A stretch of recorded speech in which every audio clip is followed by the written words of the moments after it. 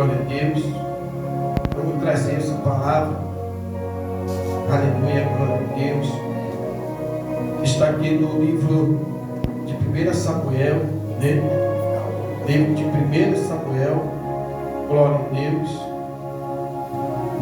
Hoje, essa palavra, igreja, ela é um testemunho, né? Vou contar um testemunho aqui, que hoje é dia 29 do 9, né? 29 do 9.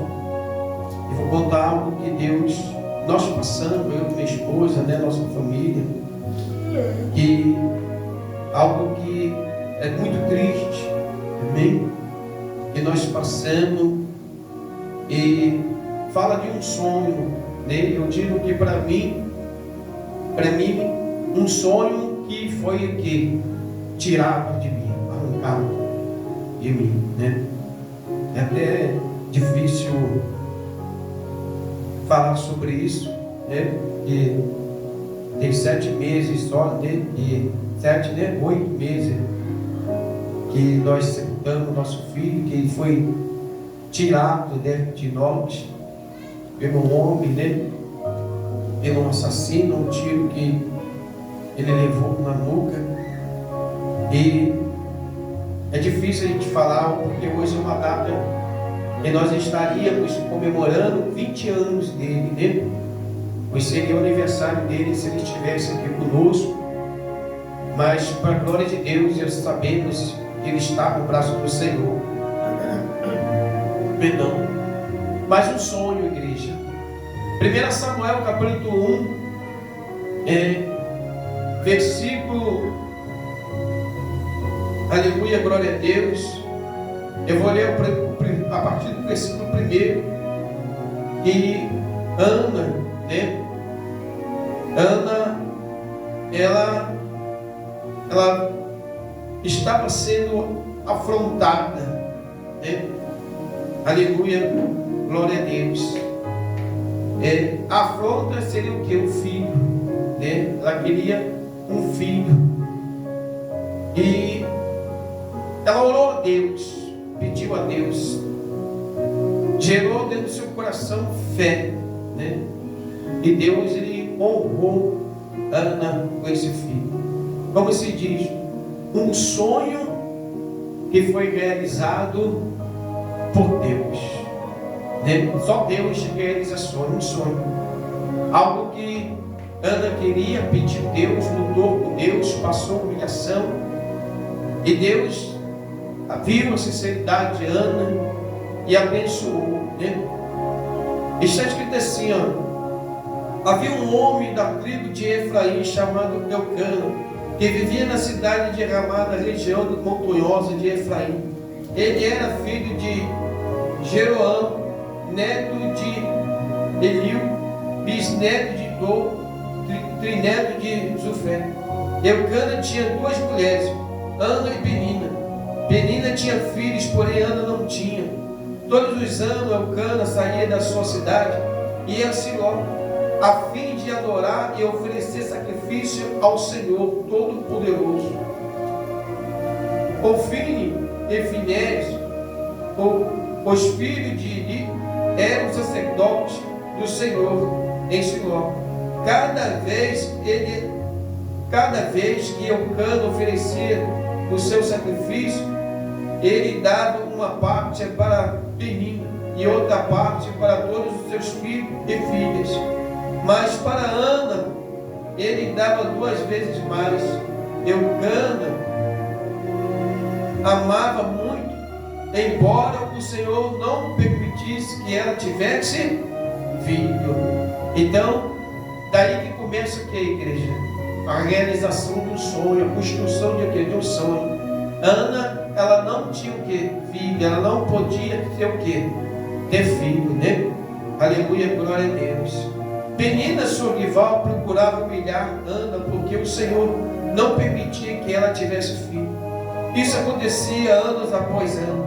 Sempre que ia ao santuário do Senhor, Penina irritava tanto Ana, que ela ficava só chorando e não comia nada. Um dia, o seu marido Eucana lhe perguntou: Ana, por que você está chorando? Por que não come? Por que está sempre triste? Por acaso eu não sou melhor para você do que 10 filhos? Ana, roga a Deus que lhe dê um filho. Ana, né, vai pedir a Deus que dê um filho. Por que eu trouxe essa mensagem assim? Porque Deus ele tinha me abençoado com 2 filhas, né, mulher. Mas eu tinha um sonho, né, um desejo de ter um filho homem, né? E por ter a primeira, ter a segunda filha, minha esposa pensou na época até ligar, né, para não ter mais filho, que a gente vivia uma situação muito difícil. E eu falei com ela: não, porque eu quero ter um filho homem, né?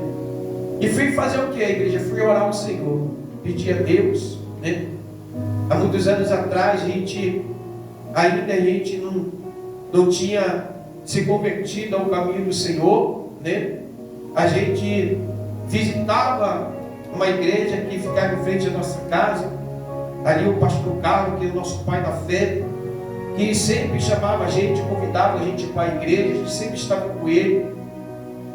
E eu comecei a ouvir as palavras de Deus e crer no Senhor.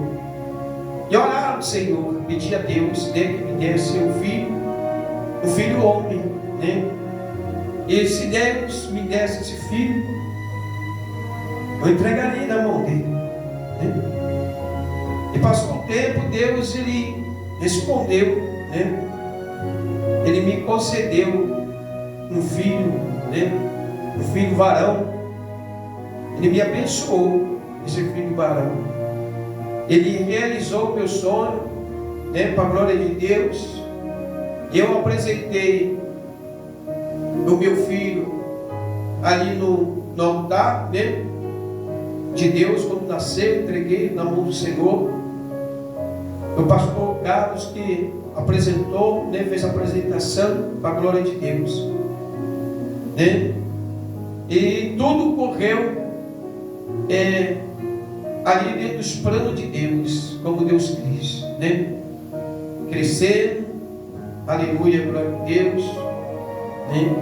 A nossa vida com Deus também, a gente passando processo, tempos afastado do caminho, depois nós retornamos, depois de um tempo nós também nos afastamos, até que um dia nós realmente permanecemos firmes, né, na caminhada, falando com Deus.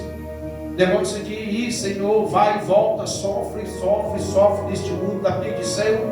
Eu não quero mais sofrer neste mundo, eu quero voltar para a tua presença, mas servir o Senhor em espírito e verdade, né? Verdadeiramente viver somente para o Senhor. O que acontece? O meu filho, para a glória de Deus, já um rapazinho, 17 anos, isso, né? Mais ou menos 17 anos, ele foi para a igreja, aceitou Jesus na vida dele, levou a multidão de pessoas junto com ele, né? A multidão de pessoas para estar com ele. Não era na igreja que qual nós congregávamos, numa outra igreja. Eu e minha esposa, nós saíamos da igreja, ia lá participar de culto, para incentivar, para estar com ele, né? Para incentivar ele. Nós chegamos a ver até ele, né, levar a palavra de Deus, de dirigir um culto, né? Nós vimos ele dirigir culto para a glória de Deus. Nós vimos, né? Deus, ele honrou, né, aquilo que nós falamos com Deus. Mas uma coisa, igreja, eu quero dizer para as pessoas que vão nos assistir, há muitos jovens, né? Para muitos jovens, uma coisa chamada amigos, igreja. Pessoas que olham para o mundo e acham que você no mundo tem amigos. É a coisa mais triste isso. É a pessoa olhar para o mundo, estar na presença de Deus, fazendo a obra de Deus, ganhando almas para Jesus, mas olhar para onde, igreja? Foi aquela palavra de Salmos, capítulo 1, né, que fala, né, não, que a gente não deve vermos o que, igreja? É andar no caminho que dos ímpios, né? Então, muitas vezes, quando você está na presença, como Asaf também fala, né, que ele vai olhar para fora, para o ímpio, e desejou o quê? A prosperidade do ímpio, mas ele teve o que, igreja? Quase ele saiu, tirou o pé dele da presença de Deus, porque olhou, né, para o ímpio. E meu filho, ele olhou para o ímpio, né? Ele olhou para os amigos que estavam do lado de fora. Amigos não, conhecidos, colegas que estavam do lado de fora. E começou o quê? Afastar do caminho do Senhor. Deixar uma obra bonita, uma obra tão linda que Deus estava fazendo na vida dele, que era ganhar alma. Um jovem que estava ali, muito sendo elogiado, parabenizado por muitas mães. Com o tempo, ele passou a ser odiado pelas próprias mães, que parabenizavam meu filho, nos parabenizavam pela vida dele, que estava levando os filhos dela para um bom caminho. E elas próprias depois começaram a fazer orações ao contrário, a começar a amaldiçoar a vida dele, achando que ele era o que? O problema de levar os filhos dela para um mau caminho. Eu digo uma coisa que a gente possa entender. Uma coisa eu entendo hoje, que influência essa igreja. Por isso que o Salmo ele vai dizer isso, né? A gente não podemos ter desejos, né, de a gente colocar os nossos pés fora do caminho, sentar na roda dos escarnecedores, não desejar estar com eles dentro do caminho do perverso, porque você acaba se corrompendo. E no meio dessa corrupção você acaba conhecendo o quê? Pessoas mal. O diabo ele prepara a armadilha, Satanás ele prepara a cilada. O diabo ele vai chegar na tua vida, ele vai preparar o quê? Aprenda uma coisa: pessoas. O diabo ele prepara pessoas, né? E o diabo ele preparou um homem, né? Ele preparou um homem, né, com o nome de Isaac e com o apelido de rua. Esse homem estava preso e ele foi o influenciador do meu filho a ir para uma vida de crime, né? Foi um influenciador, influenciou o meu filho para que meu filho fosse para uma vida de crime. Esse homem, meu filho tinha uma proximidade com ele muito grande, né? Jovem, bobo, chamava até esse homem de pai, né? Confiava, né? E quando a gente foi ver, o meu filho já estava no crime, estava no tráfico. E passou o tempo, nós lutamos, nós oramos, campanha, monte, oração. E para a glória de Deus nós conseguimos, né, que o meu filho saísse do crime, né? Nós conseguimos, né, cobrar dinheiro para a gente. Nós pedimos dinheiro emprestado, conseguimos pagar lá aquilo que ele dizia que o meu filho devia, e meu filho dizia que nada devia. Depois nós fomos descobrir, meu filho confessa para a gente que o dinheiro era desse tal de rua, que estava devendo aos caras, que senão os caras pegariam esse de rua, né, mataria ele ou espancaria ele. Por isso ele disse que a dívida era dele, mas que ele não tinha dívida nenhuma, que esse tal de rua pagaria a gente o dinheiro que nós pagamos lá. Mas para a glória de Deus, o que nós queríamos é que ele ficasse livre daquilo ali. Meu filho saiu dali, nós trabalhamos na mente dele, trabalhando, e esse homem, né, andava ainda, continuou nas escondidas, fazendo promessas e promessas e promessas e promessas. Começou a oferecer mulheres, oferecer morto, oferecer tudo aquilo que meu filho, né, como eu digo, não era um santo, a mente já estava voltada para aquilo, e começou a caminhar tudo de novo para uma vida perdida. Nós perguntava, dizia que era mentira, mas começou a caminhar tudo de novo para uma vida do crime. E eu junto com a minha esposa, orando a Deus. Mas a gente bem sabe que a vida do crime, ela é o que é, igreja? A gente sabe que ela é vida, ou morte, ou cadeia. Mas eu quero dizer para você que me assiste, companhia, amigos, falsos amigos, frustram o sonho, roubam sonhos de você. O meu foi tirado. E nessa caminhada do crime, a vida dele foi tirada. Não foi pelo policial em uma operação, não foi por um homem matador, criminoso, não. Foi por um amigo que também andava com ele. Esse amigo também que estava envolvido com ele no crime, foi que numa festa de rua, ali numa festa de rua, e a gente não bem sabemos o que aconteceu, né? Se foi uma discussão ou se foi uma briga. Quando eles estavam saindo com um outro amigo, esse rapaz, né, de apelido de Feijão, apelido de Baruté, saca a pistola e dá um tiro a queima-roupa na nuca dele.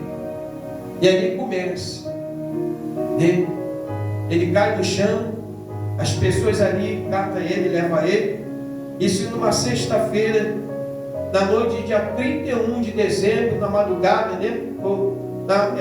Já amanhecendo na madrugada de 31 de dezembro. Oi? 30 de dezembro de 2023, né? Para 2024. E chega, o telefone toca. Foi a coisa mais desesperadora da nossa vida. Que o telefone toca, a gente que tem filho no crime, a gente sabe, entende isso. É o desespero. Pai e mãe não dormem, não tem sossego. Esposa não tem sossego. Porque a gente sabe que a qualquer momento uma notícia mal vai chegar. A gente nunca está ali esperando a vez uma notícia boa chegar, mas sempre que uma mal notícia chegar. E o telefone toca. O telefone toca, minha esposa levanta desesperada, né? Sem saber o que fazer, aquela pessoa gritando no telefone, teu filho. E nós abre o portão de casa, levanta todo mundo, sai naquela correria. Vem os meninos de moto, pega minha esposa para levar. E eu vou correndo junto com o meu primo, né? E eu paro e falo com o Senhor, Senhor, usa de misericórdia, de compaixão. Tenha misericórdia, porque no caminho eu fiquei sabendo que ele, pra gente, cara, achava que ele estava tomando uma surra de alguém no meio do barizinho, né? Ali onde tinha ali, quem mora aqui no Parque Amorim, vai beber, sabe, tal da calçada. Pra gente era uma briga, alguma contenda, alguma confusão ali, uma paulada, alguma coisa. Mas no meio do caminho eu fiquei sabendo que ele tinha tomado um tiro desse rapaz chamado Feijão, que tinha feito uma covardia com ele, dando um tiro na cabeça dele. E uma coisa eu pedi a Deus naquele caminho até chegar perto desse calçado, nessa rua ali. E eu falei para o Senhor, Senhor, usa de misericórdia, de compaixão, Senhor, porque eu tanto pedi ao Senhor para tirar meu filho dessa situação, dessa vida, e seja feita agora a tua vontade, Senhor, não a minha vontade, mas seja a vontade do Senhor. E nós fomos, né, chegamos lá naquela rua, liguei para minha filha veio de carro, me pegou, me levou, minha esposa já estava no hospital, e passamos ali 4 dias de muita luta, muito sofrimento, oração e oração, intercessão, madrugada no monte.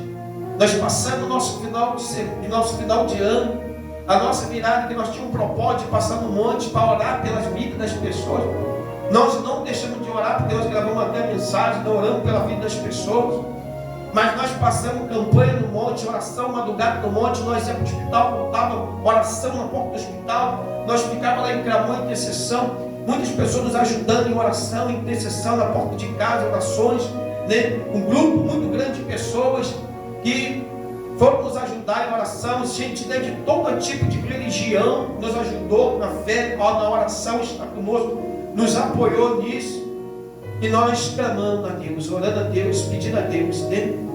Nós críamos a todo tempo que o Senhor tiraria ele de lá, como o Senhor me usou dentro da UTI, na profecia. A minha filha na porta da UTI foi tomada em arrebatamento, mas o Senhor disse que tinha colocado ele naquele lugar, né? Era para levantar ele daquele lugar.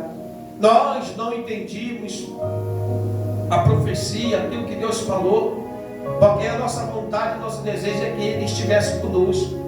Mas o Senhor levou aquela alma ali para poder recolher para os braços dele, para que naqueles dias, 4 dias que ele esteve naquele leito, nós estávamos em intercessão, nós estávamos em oração, nós estávamos jejuando, clamando pela salvação da alma dele, né? Mas o que eu quero dizer com isso? O Senhor permitiu, né, levar, né, que a carne dele ali morresse, mas nós temos a certeza, a convicção que Deus falou conosco, que a alma dele está recolhida com ele, para a glória de Deus. Amém?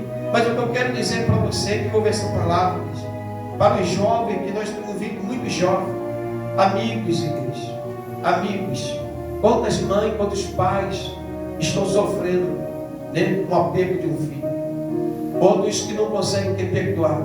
Esse rapaz que deu um tiro no meu filho, quando eu chego no hospital, o rapaz está lá, caído no chão, gritando o tempo todo, né? E ele antes já tinha chegado na minha esposa, dado um abraço na minha esposa, nós não tínhamos ainda nem visto o nosso filho ainda, né? Porque ele foi para uma unidade perto de casa, numa UPA, né? Ali no lote 15, e nós queríamos ver nosso filho, queria saber a situação dele, e ele dá um abraço na minha esposa e fala: foi eu que dei um tiro nele, né? Eu que dei um tiro nele. Meu filho tinha um apelido que ele chamava, esse rapaz, que ele fez um convite dele para o tráfico e colocou esse apelido dele de Eduardo, né? Quando meu filho era pequenininho, né? E ali falou-se a esse rapaz que deu um tiro, falou assim para minha esposa assim: eu destruí a vida dele e destruí a minha vida, né? Na mesma hora, minha esposa, né? E eu sabia também que era ele. Eu não olhei para aquele homem que, em momento nenhum, com sentimento de raiva, de ódio, até se a gente nem entendia a possibilidade se meu filho ia viver ou não ia viver, né? E minha filha mais velha chega lá e vê aquele rapaz lá, deitado no chão, gritando, e minha filha fala: vai embora daqui, porque daqui a pouco a polícia vai chegar aqui e você vai ser preso, vai embora, né? E minha esposa, sem nenhum tipo de mágoa com ele, de tratar ele mal, ele foi embora. Daí para lá a gente nunca mais viu ele sumiu, né? Mas a gente perdoando a igreja, por que de quê? Porque você não teria paz para a alma do nosso filho, se nós não perdoássemos. Amém? Porque a Bíblia diz que a oração que Jesus nos ensina, Ele manda nós perdoar aquele que tem nos ofendido, igreja. E se nós servimos a Deus, se nós somos do servo de Deus, nós precisamos perdoar, igreja. Nós não levamos um tempo para perdoar Ele, amém? Nós perdoamos Ele, foi no ato, porque o Deus de justiça é justo. Na mesma hora nós perdoamos, né? Minha filha faz o boletim de ocorrência, sabendo quem era o criminoso, quem era o assassino, sabendo aonde ele morava, a família mora, que nós sabemos, né? E nós, minha filha foi lá, não sei quem foi o assassino. Até hoje nós não fomos na delegacia prestar nenhum tipo de ocorrência e dizer para a polícia que nós sabemos quem é o assassino, porque nós esperamos diante de Deus a justiça de Deus. Seja feita a justiça de Deus, amém? Seja feita a vontade de Deus, a justiça de Deus, amém? A gente espera no Senhor a justiça de Deus. E se for a justiça de Deus, se for para que Ele viesse, aleluia, através desse desse perdão que Ele recebeu de nós, né? Da minha vida, da vida da minha esposa, da vida da nossa família, dos nossos filhos, que esse perdão possa servir para uma alma de um homem perdido, ser o que? Tornar para ele vida, igreja. Que ele possa encontrar Jesus na vida dele, e que um dia a gente possa encontrar com Ele, se for a justiça de Deus desse jeito, e que nós queremos que seja assim, encontrar com esse homem, poder dar um abraço nele, né? E dizer para ele, a gente ter esse tempo a dizer para ele que nós o perdoamos ele, em nome de Jesus, que nós não temos mágoa, não temos nenhum tipo de ressentimento, amém? Porque nós entendemos que ele foi ali um alvo usado pelo inimigo, igreja, para que viesse trazer uma dor para a nossa família, né? Mas nós, como servos de Deus, homens e mulheres de Deus, não guardamos nenhum tipo de ressentimento.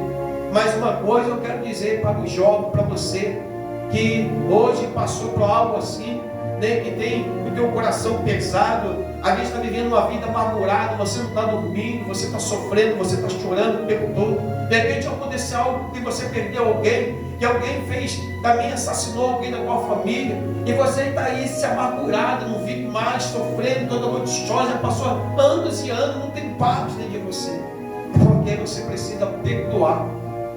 Perdoar. A Bíblia você fala assim, bispo, para o Senhor é fácil falar assim. Será que o Senhor perdoou mesmo? Perdoei, igreja. Porque se eu sei bem onde ele está, nós sabemos onde ele está. Porque se nós não tivéssemos perdoado e quisesse fazer justiça do homem, nós teríamos já mandado a polícia buscar ele aonde ele está. Porque nós conhecemos pessoas, né? Nós conhecemos pessoas, né, que nos amam, gente que procurou e já deu para a gente direitos, tudo certinho. Mas a gente quer o quê? Justiça de Deus, para que a morte do nosso filho não seja algo que não dê em nada, igreja. Porque ele era um jovem que estava na presença de Deus, que ganhava muitas almas para Jesus, né? E que a morte dele, para a vida de atirador, porque esse homem que alvejou ele com a barra, possa ele entender, perceber e entender que o meu filho poderia voltar para a presença de Deus, que nós orávamos, que nós pedíamos a Deus que ele retornasse e levasse todos aqueles jovens que estavam com ele de volta para a presença de Deus, e que este homem possa, através desse perdão da nossa vida, ele possa se converter em Cristo Jesus e pregar esse evangelho da salvação e salvar muitas almas, aonde, aleluia, aonde tem pessoas que estão no mundo do crime, pessoas que estão perdidas, há muitos que estão sendo induzidos pelo mundo de rua. Existe muito de rua perto da tua casa. Existe um amigo chamado de rua perto da tua casa. Existe um amigo chamado Isaac perto da tua casa, perto do teu filho, perto da tua filha, que é um falso amigo, que é verdadeiramente um influenciador de Satanás para influenciar, aleluia, glória a Deus, o teu filho. Como é que, bispo, o Senhor diz que essa pessoa é influenciador? Porque nós pegamos conversa no telefone do meu filho. Nós temos um pastor amigo nosso, né, e sempre estava falando com o meu filho e fazia as ligações com o meu filho, e esse cara sempre falava, desliga esse telefone, não fala com esse cara. Então, é o que? A testemunha que esse rapaz era o que? A pessoa que qual influenciava ele a permanecer naquilo, a pessoa que invertia coisas, né, e que enche os olhos, porque o jovem, igreja, o jovem, ele vive querendo coisas na vida dele. A maioria dos jovens é assim, né? Que entra por crime porque eles querem aquilo que os pais não podem dar, e o crime oferece essa facilidade, e eles se lançam, amém? Eles se lançam naquilo que os pais não podem dar, e eles entram. E eu quero dizer para você nesta noite, em nome de Jesus, vigia com a tua vida, preste atenção, né? É melhor você viver com o perdão de Deus, perdoar, andar com o seu coração livre, do que você viver em mar. Bispo, o Senhor chora, sim, chora. Bispo, o Senhor fica triste, fico triste, porque nós somos humanos, igreja. Nós somos carne e osso. Nós vivemos os mesmos prazeres, as mesmas vontades, as mesmas paixão. Nós sentimos sim, mas o Espírito Santo de Deus, ele refrigera a nossa alma. E o Espírito Santo de Deus, ele traz para a nossa vida paz, ele traz sossego, ele traz conforto, ele traz alegria, e ele não deixa a gente viver no coração da gente com ressentimentos mal ruins dentro da gente. Aleluia, glória a Deus. Amém? Deus, ele faz isso na nossa vida. E eu digo sempre para minha esposa, se eu glorifico a Deus, para este foi o momento que eu estou na presença de Deus. Eu imagine se fosse o meu tempo, aleluia, fora da presença de Deus, com o conhecimento que eu tenho de pessoas, como é que seria? Seria um mar de sangue, um banho de sangue. Mas o Senhor, ele sabe tudo, da hora certa e da hora exata, igreja. Amém? Em nome de Jesus, que você possa, nessa tua vida, liberar perdão, amar o teu próximo como a ti mesmo.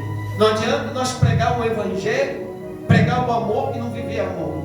Não adianta a gente pregar perdão e não perdoar. Não adianta, igreja. Não adianta você oferecer alguma coisa que você não tem, porque Jesus Cristo, ele disse que nós só podemos dar aquilo que nós temos, e tem muita gente que ela não tem para dar, igreja. Ela não consegue perdoar, ela não consegue, né? Ela não consegue amar o seu semelhante, ela só tem ódio para a vida da pessoa, e você precisa ser liberto disso, amém? Em nome de Jesus. E o jovem, preste atenção, vigia, pai e mãe, vigia mais que os teus filhos. Sabe por quê? Porque muitas vezes nós, aleluia, glória a Deus, nós estamos o que, igreja? Muitas vezes confiando em pessoas. Às vezes a gente relaxa, né, a nossa vigilância. Às vezes a gente relaxa a nossa vigilância porque ela está andando com uma pessoa que parece ser o que? Legal, ela te mostra para você boa, ela te mostra para você, né? Opa, não, é uma pessoa bondosa, ó, pode confiar comigo, que comigo, ó, se for para lá, eu mando, sai fora. Se for para lá, eu sou o primeiro a falar para você. Esse cara falava isso para a gente. Se ele for para lá, eu sou o primeiro a falar para você. Eu sou o primeiro a vir aqui. E foi o primeiro a mentir. O primeiro a mentir. Então cuidado com pessoas. Tem pessoas que mentem para você. Tem pessoas que elas são usadas por demônio para te enganar, igreja.